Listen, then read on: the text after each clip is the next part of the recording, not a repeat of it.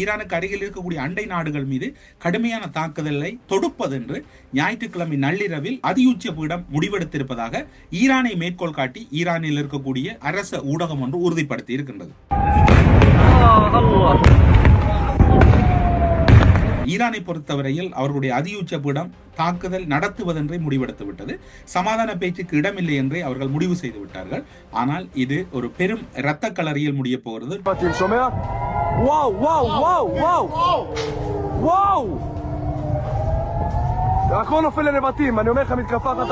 போர் தொடங்கியதிலிருந்து Iran முதன்முறையாக பயன்படுத்தாத அதிசக்தி வாய்ந்த செஜல்ஸ் என்கின்ற ஏவுகணையை ஏவ தொடங்குவதற்கு ஆயத்தமாக இருப்பதாக கூறப்படுகிறது.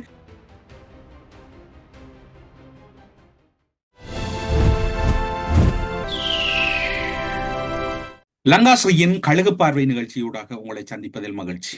சற்று தாமதமாகிவிட்டது, அப்படித்தானே நினைக்கிறீர்கள்? கழுகு பார்வை நிகழ்ச்சியை நினைத்தால் போல் செய்ய முடியாமல் இருக்கின்றது. காரணம், தகவல்கள் நிமிடத்துக்கு நிமிடம், மணித்தியாலத்துக்கு மணித்தியாலம் மாறிக்கொண்டிருக்கிறது. இருந்தாலும் புதிய தகவல்களையும் வழங்கப்படுகின்ற தகவல் அனைவருக்கும் பயனுடையதாகவும் பாதுகாப்பானதாகவும் இருக்க வேண்டும் என்கின்ற அந்த நோக்கத்தின் அடிப்படையில் கழுகு பார்வை நிகழ்ச்சியில் சற்று தாமதங்கள் ஏற்படுகிறது. நீங்கள் அனைவரும் பொறுத்துக் கொள்வீர்கள் என்று நம்புகிறோம். இருந்தாலும் இன்றைய நாளில் மிக முக்கியமான பல தகவல்களை பகிர்ந்து கொள்ளப் போகிறோம். உங்களுடைய உறவுகள் மத்திய கிழக்கு நாடுகளில் இருக்கின்றார்கள். அவர்கள் எப்படி இருக்கின்றார்கள்? பாதுகாப்பாக இருக்கிறார்களா?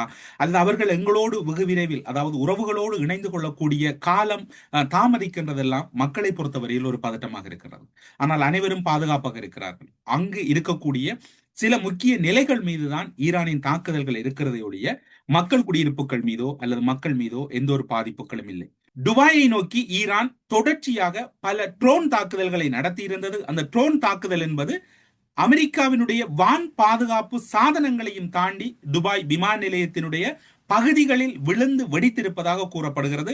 இடைமறைத்து தாக்குதல் நடத்தி அளிக்கப்பட்டதாக துபாய் தரப்பில் கூறப்பட்டாலும் கூட அதற்கான வாய்ப்புகள் பெருமளவில் இருந்தாலும் அதிகளவான வாய்ப்புகள் குறைந்திருந்ததாக கூறப்படுகிறது.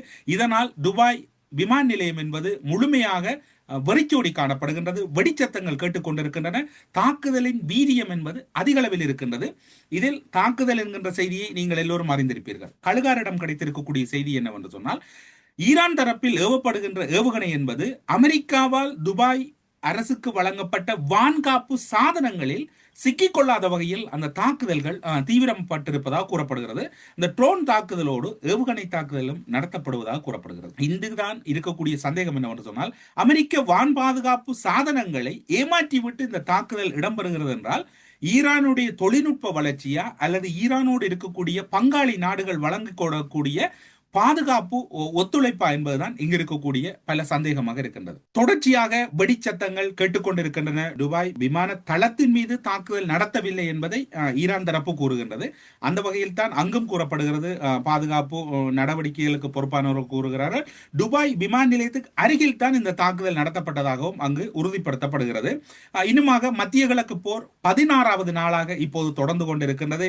ஈரான் தாக்குதல்களால் மத்திய கிழக்கு முழுவதும் ஸ்தம்பித்து போயிருக்கின்றது. முழுமையாக ஸ்தம்பித்திருக்கின்றன. விமான பரப்புகளில் இருந்தாலும் கூட அமெரிக்க தளங்கள் இருக்கக்கூடிய பகுதிகளை நோக்கி, அதாவது அமெரிக்க தளங்கள் இருக்கக்கூடிய அண்டை, ஈரானுக்கு அருகில் இருக்கக்கூடிய அண்டை நாடுகள் மீது கடுமையான தாக்குதலை தொடுப்பதென்று ஞாயிற்றுக்கிழமை நள்ளிரவில் அதியுச்ச பீடம் முடிவெடுத்திருப்பதாக ஈரானை மேற்கோள் காட்டி ஈரானில் இருக்கக்கூடிய அரச ஊடகம் ஒன்று உறுதிப்படுத்தி இருக்கின்றது. இப்போது உங்களோடு நாங்கள் பேசிக் கொண்டிருக்கக்கூடிய காலப்பகுதியிலே துபாயின் மெரினா அல் சுபுக் பகுதிகளில் தொடர் வெடிச்சத்தங்கள், அதாவது ட்ரோன் தாக்குதல்கள் அல்லது அங்கு ஏதோ ஒரு வெடிச்சத்தங்கள் கேட்டுக்கொண்டிருப்பதாக அங்கிருந்து கிடைக்கின்ற தகவல்கள் தெரிவிக்கின்றன. இதனை இரண்டு தரப்புகளும் என்ன சம்பவம் என்பதை உறுதிப்படுத்தவில்லை. இது இரண்டு தரப்புகளாலும் உறுதிப்படுத்தப்படாத தகவலாகவே இருக்கின்றது. துபாயை பொறுத்தவரையில் தொடர்ச்சியாக வெடிச்சத்தங்கள் கேட்டுக்கொண்டிருக்கின்றன.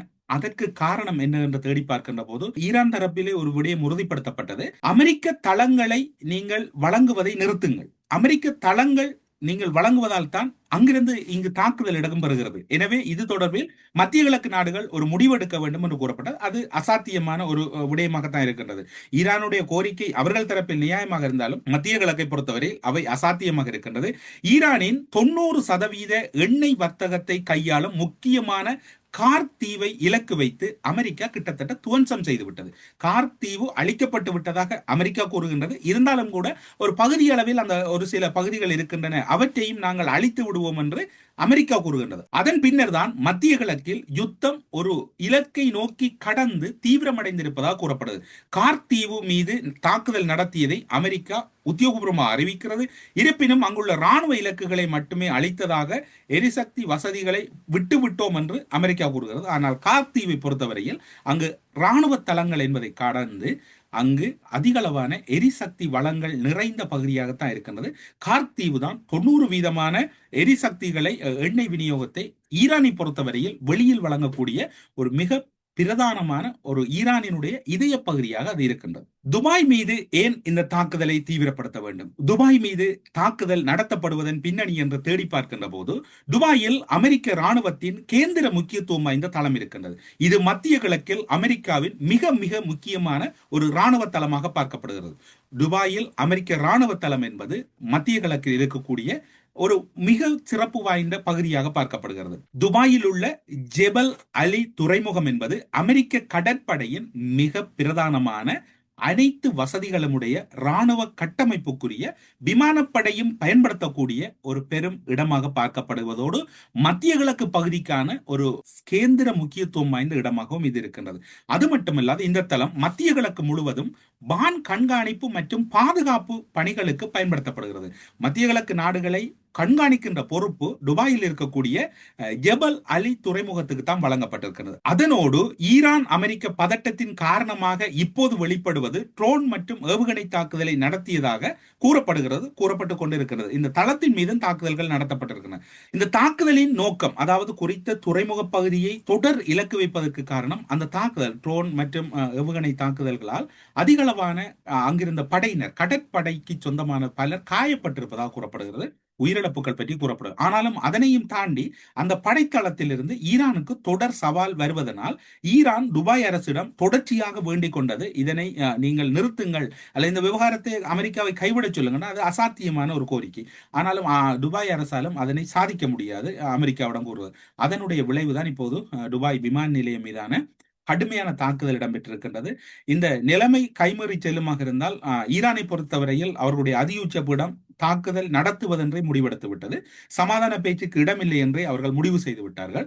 ஆனால் இது ஒரு பெரும் இரத்த களரியில் முடிய போகிறது. டொனால்ட் ட்ரம்பை பொறுத்தவரையிலும் எந்த ஒரு விட்டுக் கொடுப்புக்கும் அவரும் தயாரில்லை என்பதுதான் ஆங்காங்கே வெளிப்பட்டுக் கொண்டிருக்கின்றது. ஈரான் இப்போது ஒரு சக்தி வாய்ந்த ஏவுகணையை கையில் எடுத்திருக்கின்றது. இந்த யுத்த கால பகுதியில் அதனுடைய தாக்குதல் திறன் என்பது அதிகரிக்கின்ற போது உயிரிழப்புகள் என்பதை விட ஒரு அழிவு பெருமளவில் எதிர்பார்க்கப்படுகிறது. இந்த ஏவுகணை தாக்குதல்களால் இடங்களும் பொருளாதார இலக்குகளும் அப்பாவி உயிர்களும் யார் தாக்குதல் நடத்தினாலும் அழிந்து கொண்டுதான் இருக்கின்றன. அந்த வகையில் போர் தொடங்கியதிலிருந்து ஈரான் முதன்முறையாக பயன்படுத்தாத அதிசக்தி வாய்ந்த செஜில்ஸ் என்கின்ற ஏவுகணையை ஏவ தொடங்குவதற்கு ஆயத்தமாக இருப்பதாக கூறப்படுகிறது. இந்த ஏவுகணை என்பது திட எரிபொருளை உள்ளடக்கியதாக கூறப்படுகிறது. அதிசக்தி வாய்ந்ததாக கூறப்படுவதோடு இதனை அமெரிக்காவில் இருக்கக்கூடிய ஒரு சிரேஷ்ட ஊடகவியலாளர் ஒருவர் தன்னுடைய விமர்சனத்திலே குறிப்பிட்டிருக்கின்றார்.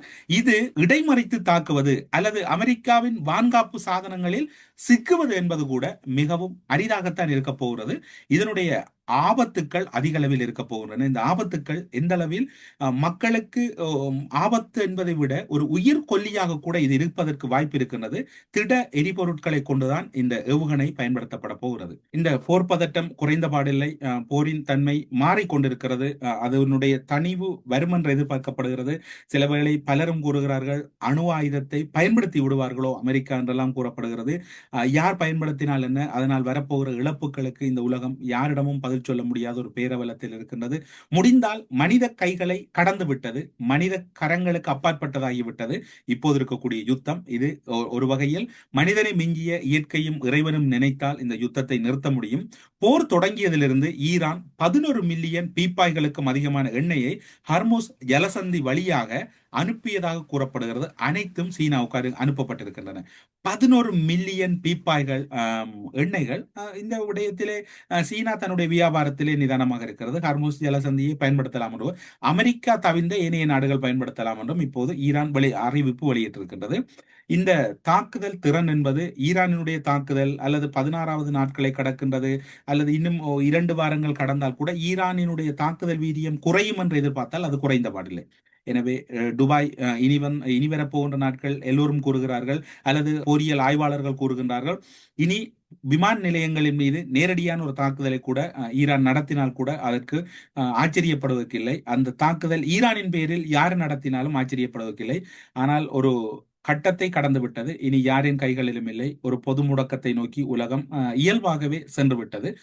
உலகம் தானாக முடக்கத்தை எதிர்பார்த்திருந்த சூழ்நிலை இப்போது முடக்கம் ஆரம்பிக்கப்பட்டு விட்டன. ஆசிய நாடுகள் அந்த முடக்கத்தினுடைய ஒரு கட்டத்தை தொட்டிருக்கின்றது. பொறுத்திருந்து பார்ப்போம் என்னதான் இடம்பெறப் போகிறது. இந்த அவலத்திலிருந்து உலகம் மீளுமா, மனிதம் மீளுமா, அல்லது மனிதத்துக்கு அப்பால் மனிதம் தேடிக்கொண்டிருக்கக்கூடிய அமைதியை இறைவன் கொடுப்பாரா என்கின்ற பல சவால்கள் இருக்கின்றன. இருந்தாலும் அமைதியோடு இந்த உலகத்தில் அமைதிக்காக அனைவரும் பிரார்த்திப்போம் என்று கூறி கழுகு பார்வையில் இந்த செய்திகளை உங்களோடு பகிர்ந்து கொண்டு விடைபெறுகிறேன். நன்றி, வணக்கம்.